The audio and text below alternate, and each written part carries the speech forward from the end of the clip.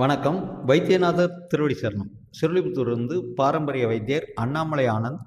சிறுதானியத்தில் குருதைவாளி அப்படிங்கிறத பற்றி நம்ம இன்னைக்கு பார்க்குறோம். இந்த குதிரைவாளி அப்படிங்கிறது குதிரையை போன்ற நடையும் குதிரையை போன்ற உடம்புல இறுக்கமும் இது தரக்கூடிய ஒரு அற்புதமான தானியம். இது மானாவாரியாக விளையுது. தண்ணி பாய்ச்சுற இடத்துலலாம் யாரும் இது போடுறதில்ல. மானாவாரியாக விளையிற இந்த குதிரைவாளி சாப்பிடும்போது உடல் எடையும் குறையும். இந்த குதிரைவாளி சாப்பிட்றது உடம்புக்கு மிகவும் நல்லது. இது சாப்பிட்றதுனால உடம்புல இருக்கிற கெட்ட நீர் எல்லாமே வெளியேறிடும், கெட்ட கொழுப்புகள் வெளியேறிடும். இந்த குதிரைவாளி குதிரை அளவுக்கு பலம் இருக்கிறதுனால தான் குதிரை வலிமை அப்படிங்கிறத தான் குதிரைவாளி அப்படின்னு முதியோர்கள் சொல்கிறாங்க.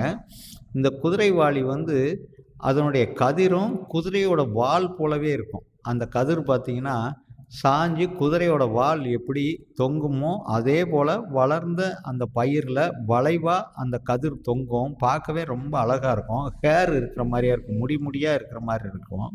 ஒரு அழகான பயிர்.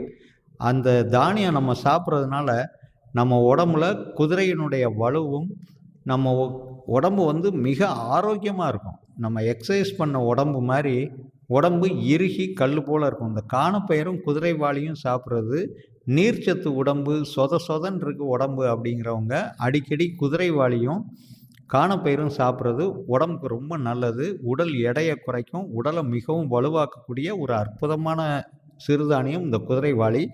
இதையும் நீங்கள் வாரத்துக்கு 1 நாளோ 2 நாளோ சாப்பிடுவது உங்களுக்கு மிகப்பெரிய ஆரோக்கியத்தை தரும். நன்றி, வணக்கம். வைத்தியநாதர் திருவடி சரணம்.